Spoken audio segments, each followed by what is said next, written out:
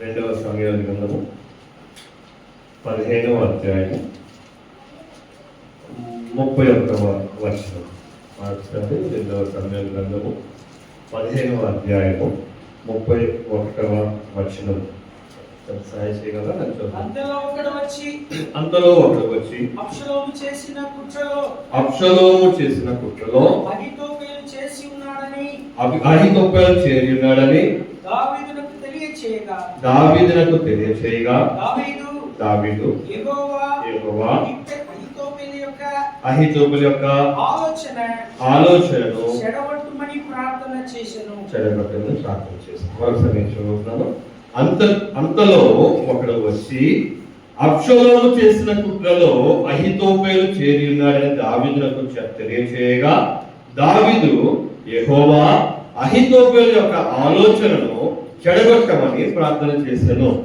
ప్రార్థన చేసుకుని మహిమల తండ్రి, కృపగల యేసయ్యా, మరొకసారి మీ పాదాల చెంత చేరుగా మా సన్నిధి మీ సన్నిధి మాతో ఉంచుకొని వేడుచున్నాం తండ్రి.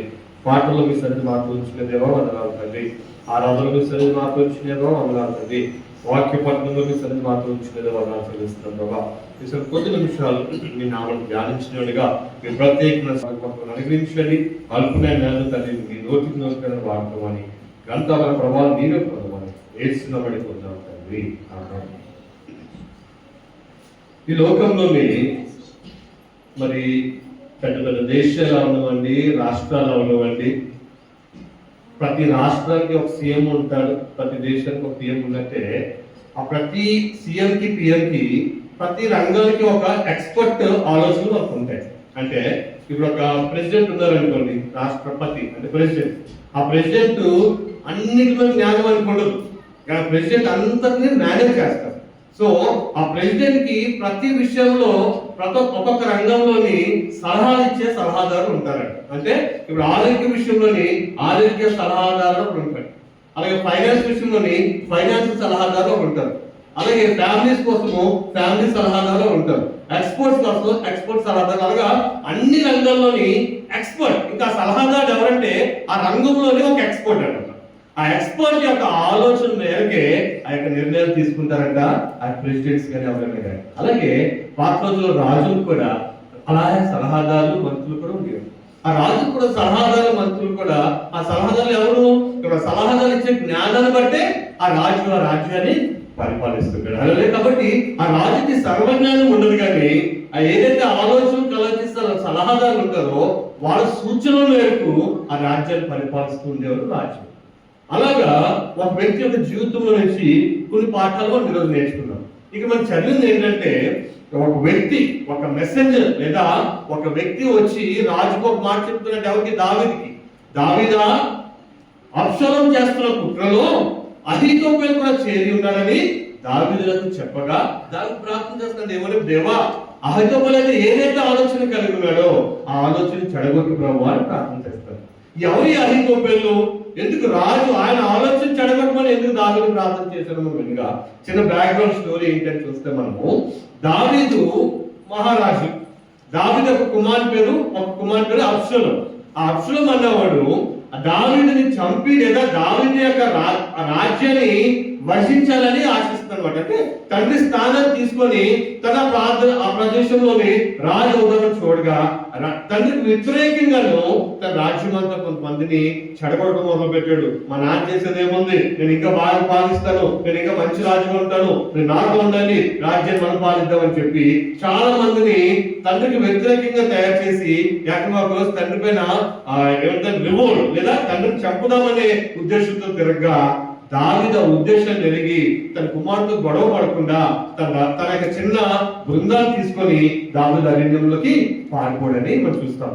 ఆ పారిపోవడే కాదు, దావీదు అరణ్యంలో చూస్తాం.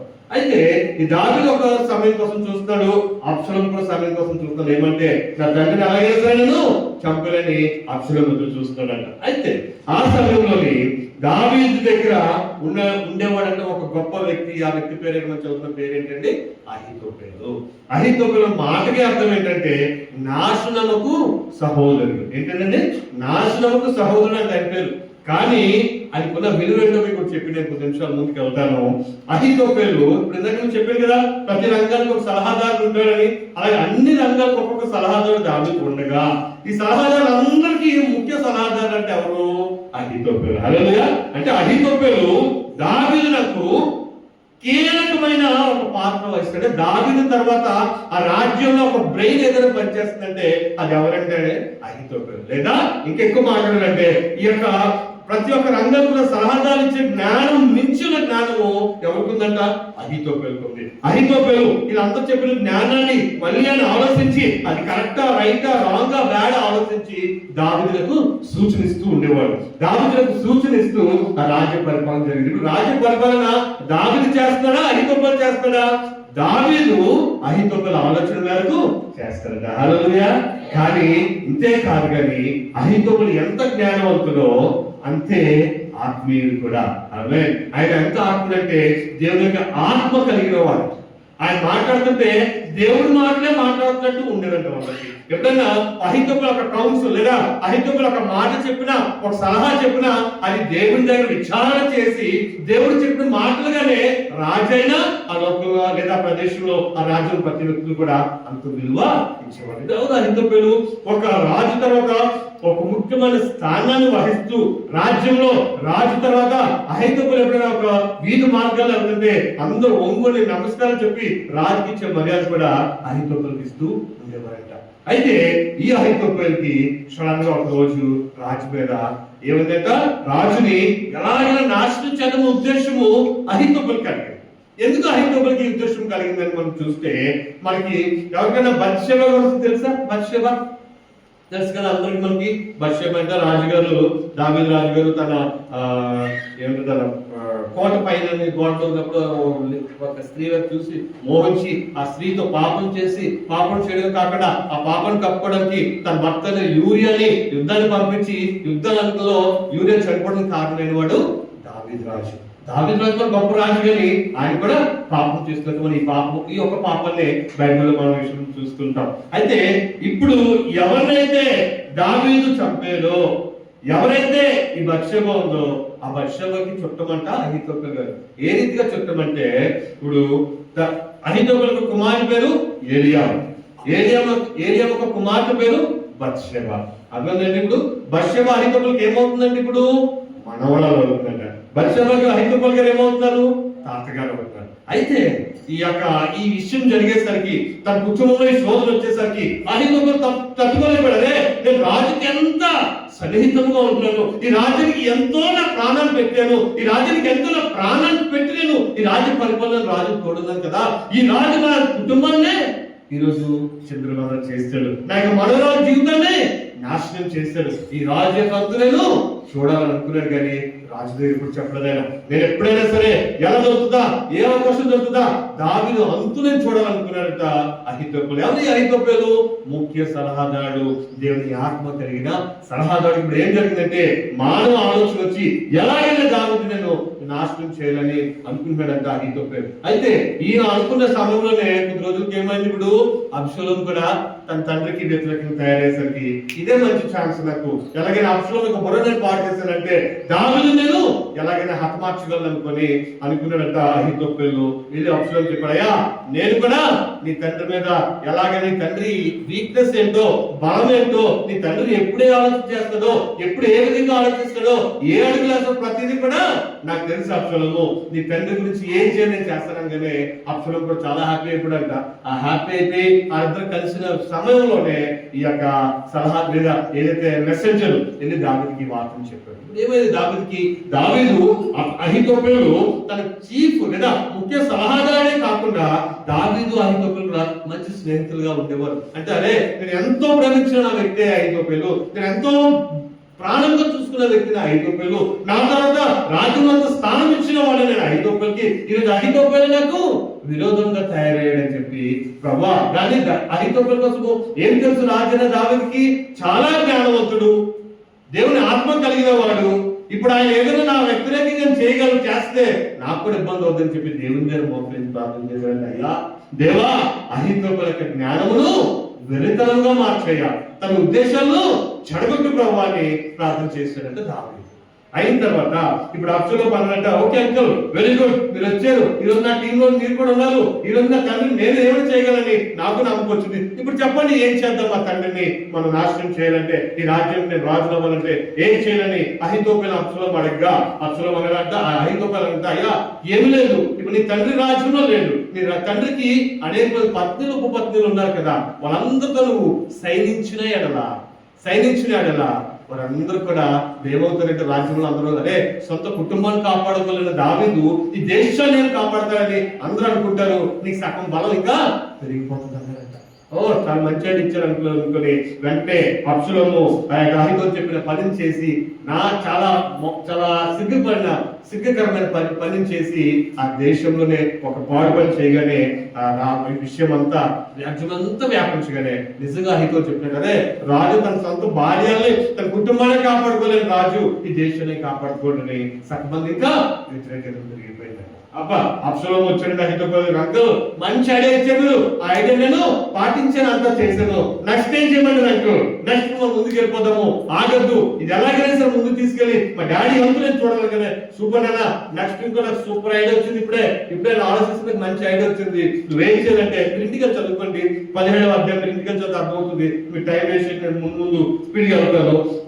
అహీతోపెలు నాకు ఒక 12,000 మంది నాకు ఇచ్చామంటే నీ దగ్గర ఉన్న యుద్ధుల శూరుల్ని నేను వెళ్ళి మీ నాన్నని పట్టుకొని మీ నాన్నని చంపి మిగతా అందరూ జడ్జించి నేను తిరిగి వస్తాను. అప్పుడు ఏమవుతుందంటే అందరూ కూడా మీ నాన్న చచ్చిపోతాడు, మీ నాన్న దగ్గర ఉన్న వాళ్ళందరూ కూడా నీ దగ్గరికి వస్తారనుకనే చాలా బాగుంది అంకుల్, ఈ ప్లాన్ అయితే చాలా సంతోషంగా ఉంది నాకు. అయితే ఒక్కసారి మనతో మిగతా అధికారులు కూడా ఒకసారి అలాగుంది ఐడియా అడుగుదా అని చెప్పి మిగతా సలహాలు ఏమండి ఈ ఐడియా మీకు నచ్చిందా అనుకుంటూ ఇలా తిరిగేది హుషాయ్ అని ఒక ఆర్కీడ్ ఉన్నాడు, ఆయన పిలిచాడు, హుషాయ్ గారు మీరు రండి.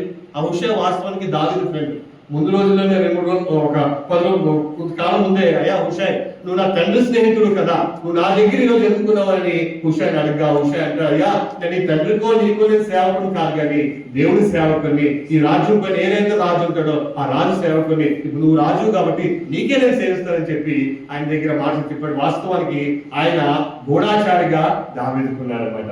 అయితే ఇప్పుడు ఆ హుషాయ్ పిలిస్తే, ఏమో హుషాయ్ గారు మరి అబ్సలోం మన అహీతోపెలు గారు లాస్ట్ టైం మంచి ఐడియా ఇచ్చారు, చాలా బాగా పనిచేసింది, ఇప్పుడు ఇంకో ఐడియా ఇచ్చారు, ఐడియా కూడా బాగుంది అనిపిస్తుంది, మీరేమంటారు ఈ ఐడియా కోసం అని హుషాయ్ని ఆ యొక్క అబ్సలోం అనగా హుషాయ్ గారు అంటారు, అయ్యా ఈసారి అహీతోపెలు చెప్పిన ఐడియా మరి అంత మంచిది కాదు అని నాకు అనిపిస్తుంది అన్నాడు. ఎందుకు కాదని అనిపిస్తుంది అంటే నువ్వు నీ తండ్రిని కానీ నీ తండ్రితో ఉన్న బృందాన్ని కానీ నువ్వు చాలా తక్కువ అంచనేస్తున్నావు.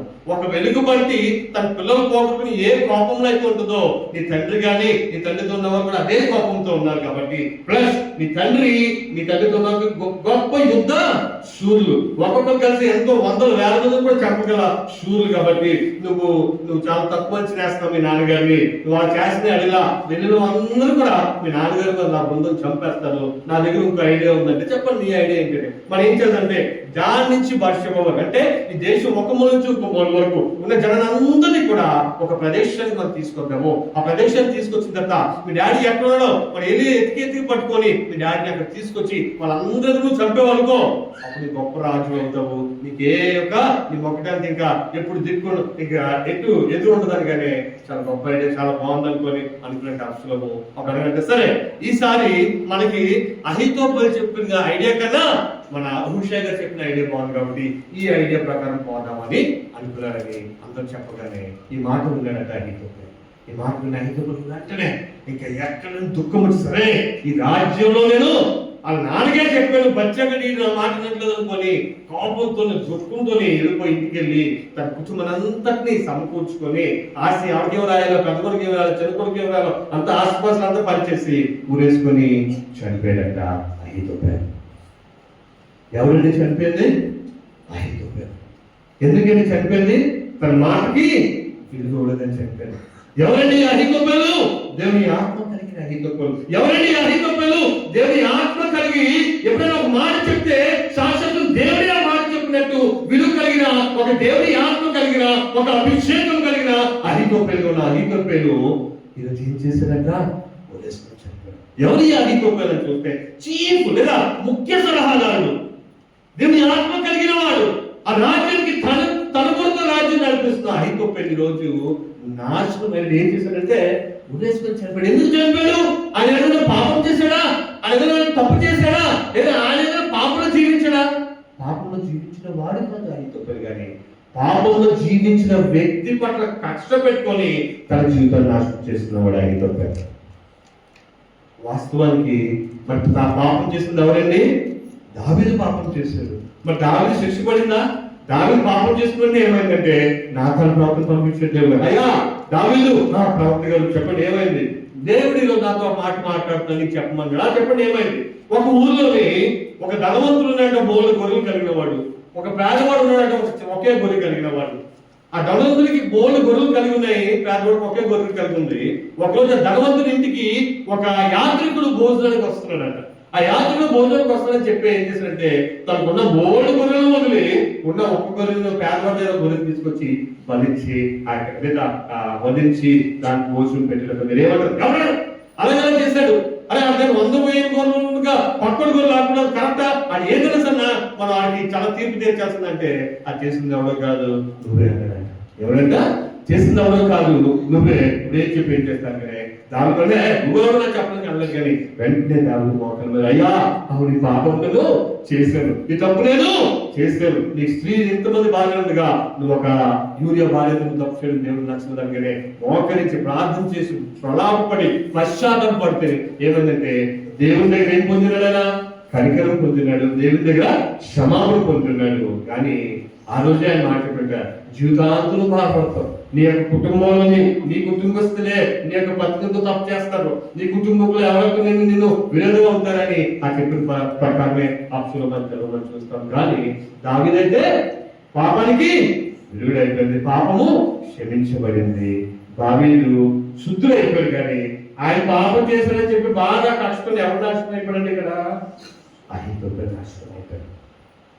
మన జీవితంలో ఏ రీతిగా జీవిస్తామో ఈరోజు దేవుడు మనతో సూటిగా మాట్లాడతాడు. నీ ఆత్మీయ జీవితం ఏ రీతిగా ముందుకెళ్తుందో దేవుడు మనతో సూటిగా మాట్లాడతాడు. అదే చిన్న చిన్న విషయాల్లోనే భార్యాభర్తల అపోహల, తండ్రి పిల్లల పట్ల అపోహల, నీ కుమారుని పట్ల అపోహ, నీ తండ్రి పట్ల అపోహ, నీ భార్య పట్ల అపోహల, చిన్న విషయాల్లోనే మన యుద్ధాలాగా చిన్న గొడవలు తీసుకెళ్లి ఎంతో నాశనం తెచ్చుకుందాం మన జీవితాల్లో.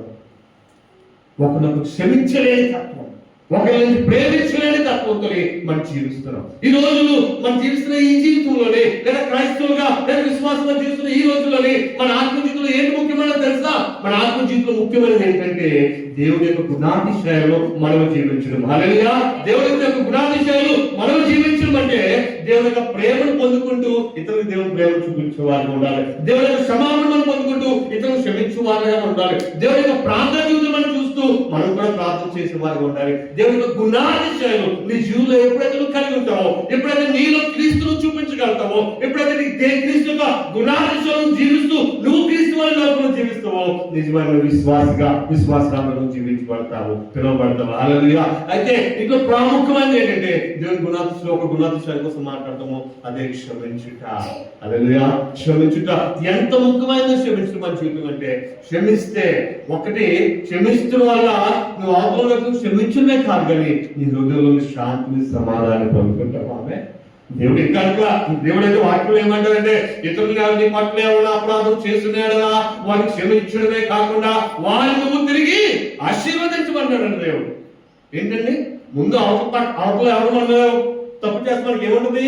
పగ కోపం వస్తే అది ఎప్పుడు దొరుకుతుందా? చంపేదన్నది కదా అని అనుకుంటే దేవుడు ఏమన్నాడంట ఆయన చంపడమే కాకుండా ఆయన క్షమించడమే కాకుండా నువ్వు తిరిగి ఆశీర్వదించుకుంటున్నాడు దేవుడు. ప్రభా ఆ వ్యక్తి నా పట్ల తప్పు చేశాడయ్యా, ఆ వ్యక్తి నా పట్ల తప్పు చేశాడు కాబట్టి ఆ వ్యక్తిని క్షమించు ప్రభా. క్షమించడం కాకుండా ఆయనకి ఏం అవసరాలు ఉన్నాయో ఆయనకి ఏం చేయలేవో అవన్నీ సమృద్ధిగా దయచే ప్రభా ప్రార్థన చేయమన్నాడు దేవుడు. దేవుడు ఊరికే మాత్రం చెప్పట్లేదండి.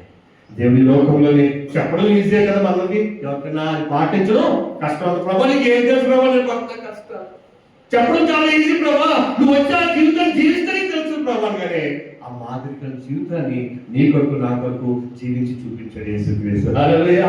నిత్యంగా ఈ లోకంలోకి వచ్చి నీలాగా నాలాగా మనుషులా జీవిస్తూ మనకున్న పాటలు, మనకున్న కండిషన్స్, మనకున్న శోధనలు అన్ని అనుకున్నప్పటికెల్లా ఏ పాపమని అనుకోకుండా, ఏ దోషమని అనుకోకుండా పరిశుద్ధమైన జీవితాన్ని జీవిస్తూ నీ కొరకు నా కొరకు, నీ పాపం కొరకు నా పాపం కొరకు ఆయన సులువుపైన మనం పొంది ఆయన నీతిని మనకు వస్త్రంగా తిరిగిచ్చి మనందరికీ నిత్య జీవం ఇవ్వడానికి యేసు ప్రభు లోకంలోకి వచ్చాడు. హల్లెలూయా. కాబట్టి ఆయన ప్రార్థించాడు, నేను ప్రార్థించమన్నాడు. ఆయన ప్రేమించాడు, నేను ప్రేమించమని చెప్పాడు. ఆయన క్షమించాడు, నేను కూడా క్షమించమని యేసుక్రీస్తు నీతో సూటిగా నాతో సూటిగా మాట్లాడతారు. ఒక ఉదాహరణ చెప్పి మనం ముందుకు వెళ్ళాలని ఆశిస్తున్నాను. అయితే ఒక ఊరిలోని ఒక గొప్ప పెద్ద ఊరంట, పెద్ద కిరాణా కొట్టు ఉండేదంటే ఒక సావుకారు గారికి.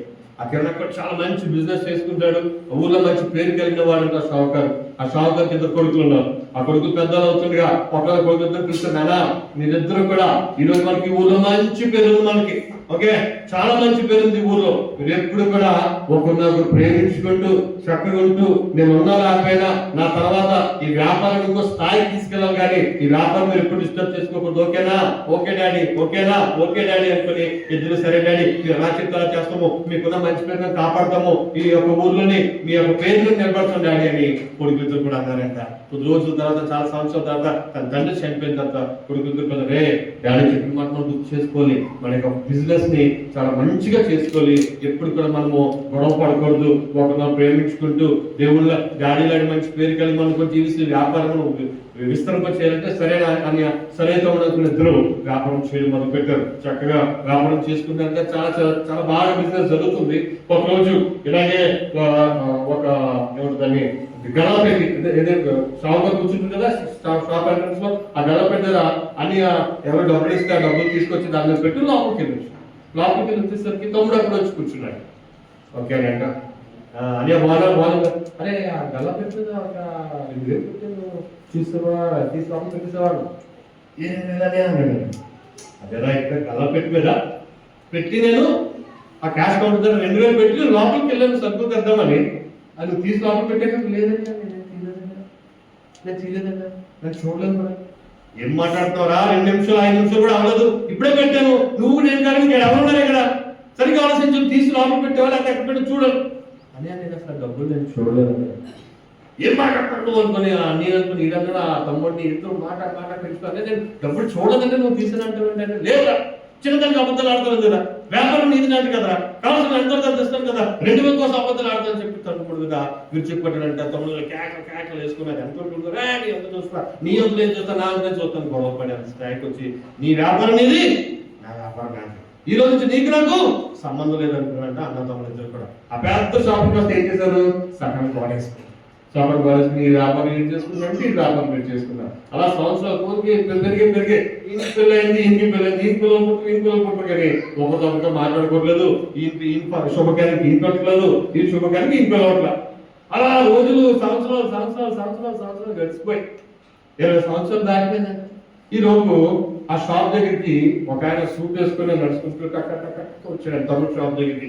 ఏంటి సార్ చెప్పండి. సార్ నా పేరు సో అండి, కరెక్ట్గా 20 సంవత్సరాల కింద నేను ఈ పక్కన వెళ్తుంటే ఒకటి డబ్బులు కారస్తూ ఉండేవాడిని, నాకు ఈ గలా పెట్టుకుని 2 రోజులు కనిపించేయండి, ఆ 2 రోజులు తీసుకుని 2 రోజులు వ్యాపారం చేస్తే చాలా బాగా డెవలప్ అయింది, మీకు ఎంత డబ్బులు కావాలి చెప్పండి ఇస్తాను అక్కడ.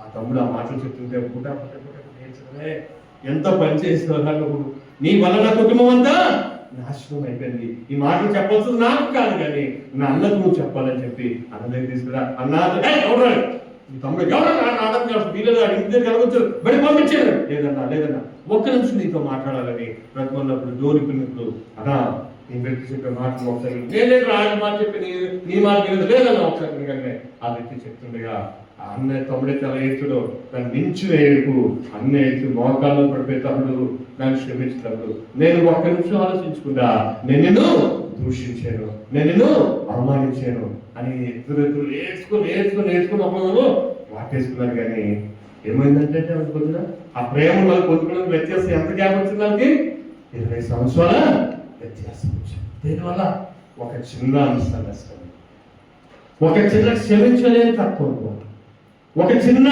అవతల వ్యక్తిని నేను క్షమించలేను అనే పరిస్థితుల్లోని ఈ యొక్క ఇంత వ్యత్యాసం వాళ్ళ మధ్యలో పొందుతాం మనం చూస్తాం. మన జీవితంలో చిన్న చిన్న విషయాల్లో మనం బాధపడుతున్నామా? చిన్న చిన్న విషయాలు మనం ఇతరులను దూషిస్తున్నామా? చిన్న చిన్న విషయాల్లో అవతల వ్యక్తి మనం క్షమించలేకపోతున్నామా? దేవుడితో సూటిగా మాట్లాడుతున్నామా? నీ యొక్క ఆత్మీయ జీవితం ఏ రీతిగా ఉంది? క్రైస్తవురాలుగా, విశ్వాసులుగా క్రైస్తవులుగా జీవిస్తున్న నువ్వు క్రీస్తు యొక్క గుణాతిశయాలను నువ్వు చూపించగలుగుతున్నావా? క్రీస్తు యొక్క గుణాతిశయాలు నువ్వు చూపించగలుగుతున్నావా? మన అహితోపులు ఎంతో ఆత్మీయుడు. అదే అహితోపులు దేవుని దగ్గర మోకరించి, ప్రభువా నేను ఎంతో నా రాజుకి నేను సేవ చేశానయ్యా, నా దేశానికి నేను ఎంతో సేవ చేశానయ్యా, ఈ రోజు నా కుటుంబాన్ని నాశనం చేశాడు ఈ రాజు ప్రభా, నువ్వే బుద్ధి చెప్పయ్యా, ఆ రాజుకి నువ్వే నా కుటుంబానికి శాంతి సమాధానం చేయమని అహితోపులు ప్రార్థన చేసి ఉంటే, ఒకవేళ చేసి ఉంటే ఏమైంది? దేవుడు అహితోపుల పక్షం నిలబడి రాజ్యం ఆడేవాడు. ఆమె రాజ్యమాడి ఆ టైంలో దేవుడు ఏం చేసేవాడు? అహితోపులు శాంతిపరిచి అహితోపులు దేవునికరమైన ఒక విషయం దేవుడు చేసేవాడేమో కానీ ఆ యొక్క ఆశీర్వాదాన్ని కోల్పోయి తన హృదయంలోని ఏదైతే బీజం కలిగి ఉన్నాడో, చిన్నది కోపం అనే బీజం తన హృదయంలో వచ్చిన ఆ బీజాన్ని దాన్ని ఫలింపు చేసుకొని అది కోపంగా, పగగా, ద్వేషంగా మారి తన జీవితాన్ని చంపుకునే పరిస్థితి తెచ్చుకున్నట్టు అహితోపులు. ఇది అహితోపులు ఆత్మీయుడిగా చనిపోయాడా? ఒక దుష్టునిగా చనిపోయాడు, ఒక దోషిగా చనిపోయాడు అహితోపులు. మన బైబిల్ గ్రంథంలో మరొక వ్యక్తి అలాగే చనిపోయిన ఎవరంటండి? యూదా ఇస్కరియోతు కూడా అది చనిపోయిన మనం చూస్తాం. అయితే మరింత క్షమాగుణం కలిగిన అహితోపులు కొంచెం క్షమించుంటే దేవుని యొక్క ఆత్మను పొందుతున్నాడు. మన దేవుడైన యేసుక్రీస్తు వారు కూడా మనకి అదే ఆత్మీయతను మనం చూపించమని చూస్తాం. ఏం చూపించింటారు అంటే, మరి ఆయన శిలువను పలికిన మొట్టమొదటి మాట ఏంటంటే, దేవా మీరేం చేస్తున్నారో తెలియదయ్యా, మీరు దయతో క్షమించుకోవాలి. ఆయన యేసుక్రీస్తు కొడుకు మాంస ముక్కలు వచ్చేస్తుండగా ఆయన తంతులు ఎవరో మూస్తూ ఆ యొక్క ముళ్ళ పెడుతున్నప్పుడు వాళ్ళందరూ చూస్తాను, అందరినీ చూస్తున్నాను, నన్ను ఎవరో కొడుకు చూస్తాను, పైకి వెళ్ళిన డాడీతో చెప్తారా కదా, అక్కడే క్షమించేశారండి. తండ్రి మీరేం చేసినారో మీరు దయతో మీరుని క్షమించుకోవా. మనిషి గ్రంథంకి అవుతున్నాడు 53వ అధ్యాయము 7వ వచనం ఏంటంటే, గొర్రె బొచ్చె కత్తిరించు వాడి దగ్గరికి ఎంత సంతోషంగా మౌనంగా వెళ్ళినో అతి రీతిగా యేసుక్రీస్తు మౌనంగా ఉన్నాడు. ఏమిటంటే, గొర్రె బొచ్చె కత్తిరించు వాడి దగ్గరికి ఎలాగైతే మౌనంగా వెళ్ళానో అతి రీతిగా యేసుక్రీస్తు వారు మౌనంగా ఉండేను. ఏంటంటే బొచ్చు కత్తిరించు వాడి దగ్గరికి అన్నం ఇది సారాంశం ఏంటంటే, గొర్రెలు ఆ రోజుల్లో ఉన్నప్పుడు ఎక్కువ మేకలకి ఎక్కువ కలదు కానీ గొర్రెలకి హెయిర్ ఎక్కువ పెరిగిపోతుంది. బొచ్చు అంటారు కదా, అది ఎక్కువ పెరిగిపోయిన తర్వాత తన పొట్ట దగ్గర బొచ్చు ఎక్కువ పెరిగిపోయినప్పుడు అది నడుస్తున్నప్పుడు బరువు వల్ల తిరగబడిపోతుంది. ఆ తిరగబడిపోయిందంటే ఒక గొర్రె ఆ బరువు వల్ల తిరగబడిపోయిందంటే మళ్ళీ లేకుండా ప్రాణం పోతుందంటే ఆ గొర్రెకి. సో ఆ గొర్రెకి ఎప్పుడన్నా ఆ గొర్రె కత్తిరించి వాడు దగ్గరకు వస్తానుకోండి, ఆనందంతో గెంతులేస్తాడు. ఎందుకు? అమ్మయ్య ఈ రోజు మొత్తం షేరింగ్ చేస్తారు, ఈ రోజు ఫ్రీ అయిపోతారని చాలా చాలా సంతోషిస్తుందంటే ఎవరు? గొర్రె. అదే గొర్రె దగ్గరికి కత్తి పట్టుకుని వస్తున్నాడు, దేనికి? చంపడానికి తీసుకెళ్ళాడు. అప్పుడు ఎవరితో మొహం నల్లగా పెట్టుకున్నాడు. కానీ ఇక్కడ గొర్రె బొచ్చు కట్టిన ఆనందంతో గెంతు రాస్తాడు. గొర్రె బొచ్చు కత్తిరించి వాడి దగ్గరికి ఎలాగైతే సంతోషంగా మౌనంగా ఉంటుందో యేసుక్రీస్తు వారు కూడా అలాగే మౌనంగా లేరంట. అంటే అర్థం ఏంటి? ఆయన శిలువపై మరణించడానికి దుఃఖంతో బాధతో నెల్లా నీ పాపాన్ని నా పాపాన్ని తీసేస్తాను సంతోషంతో యేసుక్రీస్తు వారు శిలువ యాగం పొందినారు. హల్లెలూయా, హల్లెలూయా. అంతగా ప్రేమించారమ్మా యేసు ప్రభువు నిన్ను నన్ను, అంతగా ప్రేమించారయ్యా యేసు ప్రభువు నిన్ను నన్ను కూడా. ఆయన ఎంత ప్రేమించారంటే నీ ఆత్మీయ జీవితంలో కూడా నువ్వు కూడా నీకు నిత్య జీవితాన్ని ఇవ్వాలని యేసుక్రీస్తు వారు ఈ లోకంలో రావడం మనం చూస్తున్నాము. ఆయన ఆ గొర్రె విధంగా ఆయన కూడా ఏ కలంకం లేకుండా నీ కొరకు నా కొరకు కూడా తన ప్రాణాలను అర్పించి నీ పాపాన్ని నా పాపాన్ని తన భుజంపై మోసి నీ పాపాన్ని నా పాపాన్ని తొలగివేసి తన నీతిని మనకి వస్త్రంగా కప్పి మళ్ళీ తండ్రికి సమీపస్తుగా చేసి ఆ నీతి జీవితాన్ని ఇవ్వడానికి యేసుక్రీస్తు వారు. హల్లెలూయా.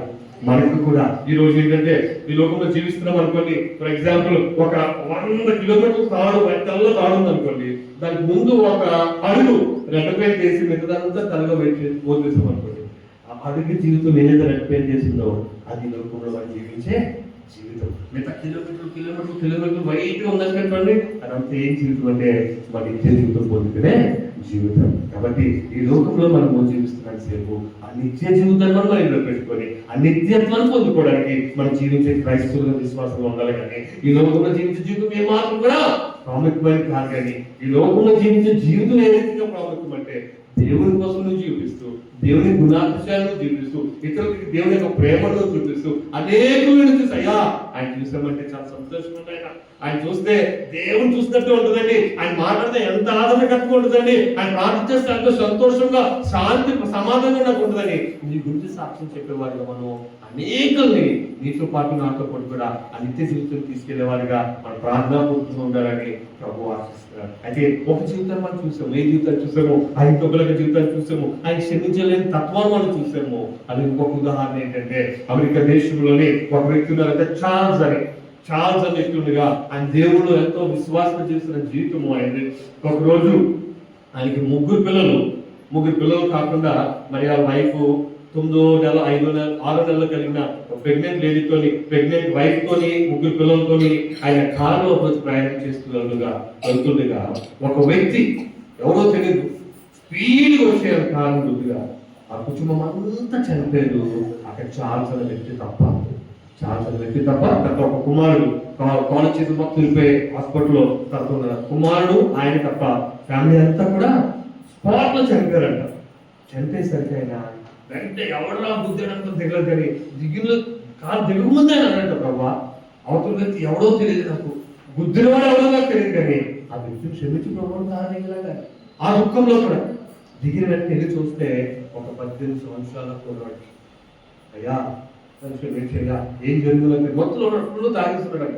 పోలీస్ స్టేషన్ తీసుకెళ్తే అయ్యా అయిపోయింది, ఈ అబ్బాయిని ఏం చేయమంటారు, ఈ అబ్బాయిని యావజ్జీవ శిక్ష వేద్దాం అనుకున్నాము, మీరు ఏం చెప్తే మీరు చెప్పిన సాక్ష్యం బట్టి అబ్బాయికి శిక్ష వేస్తాను. అయ్యా ఆ అబ్బాయిని మీకంటే ముందు నేను క్షమిస్తున్నాను, దయచేసి ఆ అబ్బాయిని వదిలేయండి, ఆ అబ్బాయి జీవితాన్ని మీరు శిక్షించకండి, ఆ శిక్ష ఏదైనా నేను తీసుకుంటాను, ఆ బాధ నాది కదా నేను పడతాను, అబ్బాయి వదిలేదనగానే జడ్జు సైతము చాలా చాలా చాలా ఏమంటుందని హృదయము కదుల్చిపోయిపోయింది. అరే ఇంత భార్యని ప్రెగ్నెంట్ ఉన్న భార్యని 2 పిల్లలు పోగొట్టుకున్న ఈ వ్యక్తి ఈ మాట ఎలా చెప్పగలిగాడు అని ఆలోచిస్తే ఆయన తర్వాత ఆ కుమారుడితోని చెప్పిన దేవుని ప్రేమను కలిగి ఉండాలి, నేను కూడా దేవుని ప్రేమ కలిగి నా జీవితంలో కూడా క్రీస్తు ప్రేమను నేను పొందుకున్నాను.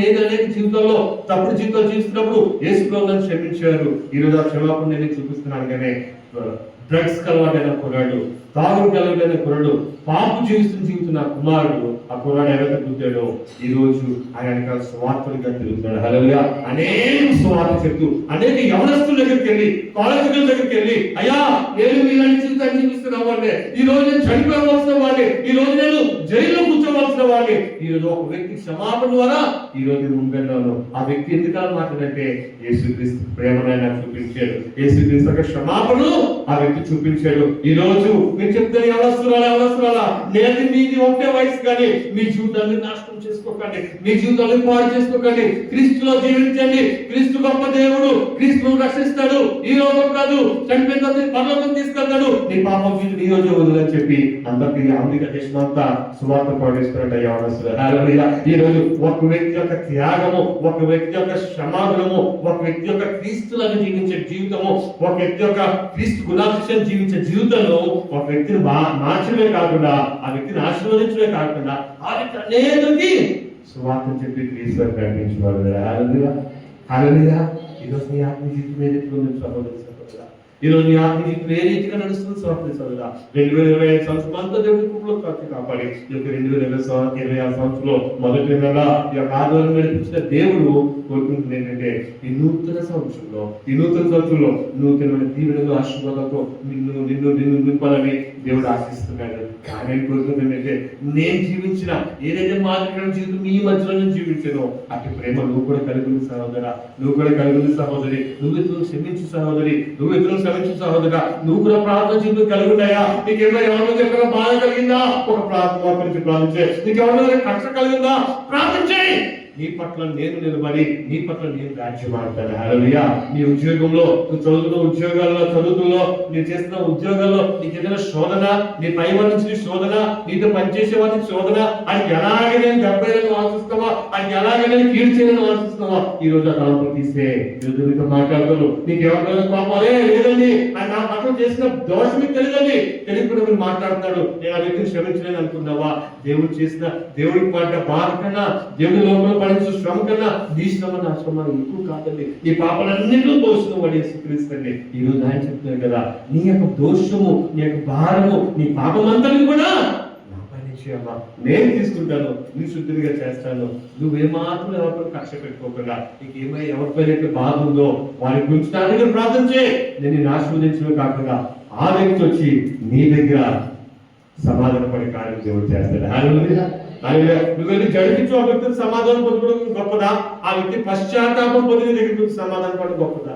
పశ్చాత్తాపడం గొప్ప. కాబట్టి దేవుడు ఆశిస్తుంది అదే. ఇదంతా కాదు, దేవుడు గుణదర్శనం జీవించిన తర్వాత, నువ్వు చనిపోయిన తర్వాత, నేను చనిపోయిన తర్వాత హ్యాపీగా మన పరలోకం రావాలని దేవుని ఆశ, అన్నిటి జీవం పొందుకోవాలని దేవుని ఆశ. మరి మనందరం కూడా అవునండి, చాలా మంచి మాటలు చెప్పరు. నేను కూడా క్రీస్తులాగా జీవిస్తాను, నేను కూడా ప్రేమను చూపిస్తాను, నేను కూడా క్షమిస్తాను, నేను కూడా ప్రేమిస్తాను, నేను కూడా లాంగ్ సఫరింగ్ ఉంటాను, అన్ని దేవుడు ఫలాలన్నీ కూడా నేను జీవిస్తాను అనుకుంటాం. కానీ మనతో పాటు నీ యొక్క వ్యక్తిగత జీవితంతో పాటు అనేకులు క్రీస్తులో నడిపించేవారుగా ఉండాలని ఆశ. ఫర్ ఎగ్జాంపుల్ ఏంటంటే, పరలోకంలోకి అందరూ వెళ్ళారంట. ఒక రోజు ఒక్కొక్కరు పిలుస్తారు, ఏమైనా ఈ లోకంలో తప్పులు ఏం చేశారు, మంచి ఏం చేశారు, ఆయనకి ఏ రూమ్ ఇవ్వాలి, ఏ గిరికి ఇవ్వాలి చెప్తున్నారు లైన్ అందరికి. అయితే ఫస్ట్ ఒక ఎక్స్ట్రా డ్రైవర్ వచ్చారంట. ఏమయ్యా నీ పేరేంటి? నా పేరు అల్లయ్య అండి. Very good, very good. ఏంటి నువ్వు దేవుడు నమ్ముకున్నా? ఎప్పుడో నమ్ముతున్నానండి. వెరీ గుడ్, దేవుడు ఎప్పుడో నమ్ముతున్నావు, చాలా సంతోషం. మరి ఎప్పుడైనా ప్రార్థనకి చర్చగా అయ్యో ప్రతి ఆటలు చర్చకెళ్ళిపోతున్నాయి కదా, వెళ్ళి మన చేపలను నేనే చేస్తానండి, పక్కన చెప్పులను నేనే కడిగేస్తానండి, అన్ని నేనే చూసుకుంటానండి, మొత్తం వాటర్ అంతా నేనే చేస్తానండి, మా అయ్యగారికి తోడు కోడికి అన్ని పనులు నేనే చేస్తాను కదా. చాలా సంతోషమే. మరి ఎప్పుడన్నా సువార్త చెప్పేవారు ఎంత మాట అన్నారండి. సువార్త నాకు వచ్చిన వాక్యాన్ని, వచ్చిన వాక్యం ముందు వెనక ముందు చేసి శిక్ష ఎక్కడో పాపండి, ఎవడెక్కడ అందరికి దేవుడి కోసం చెప్తానండి. ఎంతమంది సువార్త చెప్పానండి, నేను చెప్పిన వాళ్ళు ఎంతమంది చర్చకొచ్చారండి. చాలా సంతోషం, చాలా సంతోషం. ఎన్ని సంవత్సరాలు సార్? 30 సంవత్సరాలు, 50 సంవత్సరాలు రక్ష ప్రతి ఒక్కరికి సువార్త చెప్పానండి. వెరీ గుడ్ అండి. నాకు బోర్డు ఒక 500 ఆత్మలు రక్షించారండి. దాంట్లో బోర్డు నుంచి చర్చలు పాస్పోర్ట్ కూడా అయ్యారండి. చాలా సంతోషం. ఈయనకి జీవకిరీటం ఇచ్చి ఆ వజ్రాలతో నుండి జీవకిరీటం పెట్టి ఆ కోటలో పెట్టాను. నెక్స్ట్ ఒక సంగతి వచ్చాను, చాలా పెద్ద సంగతి. ఆంధ్రలో పెద్ద తెచ్చాడు, అయితే దానికి సంగతి అన్నాడు. వచ్చాను, ఏమండి మీ పేరు? నా పేరు సెబాస్టియన్ అండి అన్నాడు. Very good. మీరేం చేస్తారు? సంగతి నేనేనండి. సంగతి మీరు? Okay okay okay. ఏం చేస్తున్నారు? అరే సంఘంలో ఏం కార్యక్రమం అయ్యగారు నేను తెలియకుండా జరిగేది లేదండి, నేను చెప్పింది మా అయ్యగారు చేయాలి, నేను అనుకున్నా చేయబడు. ఎవరు పాట వల్ల ఎవరు వాక్యం చదవాలి, స్టేజ్కి వాక్యం చెప్పాలన్నా మనకు తెలియాలి. పాస్టర్ అనుకుంటే అవదండి, నేను చెప్పిందే చేయరు. అంత పవర్ ఉందా? చాలా పవర్ ఉండేదండి మనకి. మరి ఏమనుకున్నారు? మరి తెచ్చండి, ఫస్ట్ 500 మంది బట్టి 2000 మంది పడతారు, 2000 మంది తెచ్చుకోసం వస్తారు. చాలా సంతోషం. ఈ ఆత్మీయ జీవితం ఉపవాసం ఉన్న టైం ఉంటుందంటే చర్చి పనులు నేనే చూసుకోరు కదా అన్నారంట. ఓకే. బైబిల్ చదువుతారు, బైబిల్ చదివితే ఎక్కడికంటే పొద్దున్న ఉద్యోగానికి వెళ్ళి ఉద్యోగం చర్చ్ యాక్టివిటీస్ చూసుకోవాలి. కొన్ని ప్రజలు సువార్త పెట్టారు, సువార్తకు టైం లేదండి. చర్చ్ అంటే ఏం చూద్దాం, మా చర్చలు అందరూ వచ్చారంటే నా వల్లే కదండి, ఆ చర్చ కట్టించడం నుంచి మొత్తం నేనే ఉన్నానండి అన్న.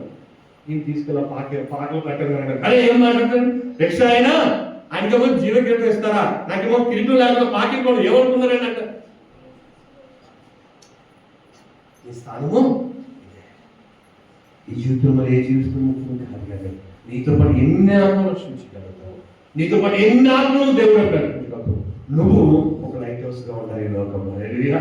మనం ఒక లైట్ హౌస్ గా జీవించే లోకంలో పాపంతో నిండిపోతున్న ప్రతి ఒక్కరు కూడా నువ్వు ఒక ఆశాజ్యోతిగా, నువ్వు ఒక హోపుగా, నువ్వు ఒక దేవుని వైపు నడిపించే ఒక గొప్ప సాధనముగా నువ్వు నేను ఉండాలని ఆశ. మరి ఇతర వ్యక్తుల కోసం చూస్తాము, మనం ఐక్యతల కోసం చూసాము. ఐక్యతలు పరిశుద్ధులైనప్పటికీ ఒక చిన్న సన్నివేశం వల్ల తన జీవితంలోని పాపం నింపుకొని, బాధ నింపుకొని, కక్ష నింపుకొని, దావీదుకు వ్యతిరేకంగా ఎన్నో పండగలు పని ఆఖరికి తన జీవితాన్ని నాశనం చేసుకున్నాడు. ఎవరైతే పాపం చేశారో ఆ దావీదు దేవుని క్షమాపణ పొందుకొని, పశ్చాత్తాపం పడి క్షమాపణ పొందుకొని మళ్ళీ ఆత్మీయుడు ఎక్కడ ఇంకో వ్యక్తి కోసం చూసిన ఛాన్స్ లేదు. తన జీవితం, తన కుటుంబం అంతా కూడా హతమార్చబడిన అవతల యవనస్తుని క్షమించి ఆ యవనస్తుడికి ఒక నూతన జీవితాన్ని ఇచ్చి తిరిగి అనేకులకి ఆ యవనస్తుడు హోప్ ఆఫ్ లైఫ్ గా లేదా లైట్ హౌస్ కొనడానికి కారణమయ్యాడు. ఈరోజు మనం ఏ రీతిగా జీవితాము, మన ఆత్మ జీవితం ఏ రీతిగా ఉంటామని మనం పరిశీలించుకుంటూ దేవుని ప్రేమను మనం కొనుక్కుంటూ ఎదురు చూపించే వారికి మనం ఉందాము. ఒక మాట, ఒక పాట వచ్చిన చూసి నేను ముగిస్తాను. ఆయన ప్రేమను చూపించవచ్చిన ఏంటంటే, సముద్రమంతా సిరాతో రాసిన ఆకాశమే సరిపడదే నా యేసు ప్రేమను కొలువా. సముద్రమంతా సిరాతో రాసిన ఆకాశమే సరిపడదే నా యేసు ప్రేమను కొలువా. నా ప్రాణమా ఏలనే తొందర నీకు, ఏమని పాడెద నీవు, ఎంత నీ పొగడెదవు. ఏంటంటే సముద్రమంత స్థిర అంటే అంత ఇంకు తో రాసిన, ఆకాశం అంత పేపర్ మీద దేవుని కోసం రాసిన, ఇంకా ఆయన ప్రేమ నువ్వు ముగించలేవు. ఆయన ప్రేమ ఇంతకాదు ఎంత ఆయన ప్రారంభించేంత గొప్ప ప్రేమను మనందరూ పొందుకొని ఆయన ఉన్నత విషయాలు చూపిస్తూ మనం అనేక జీవితంగా ఉండాలని దేవుడి కొద్ది మాత్రం జీవించి నడిపించిన గాక. ఆమేన్.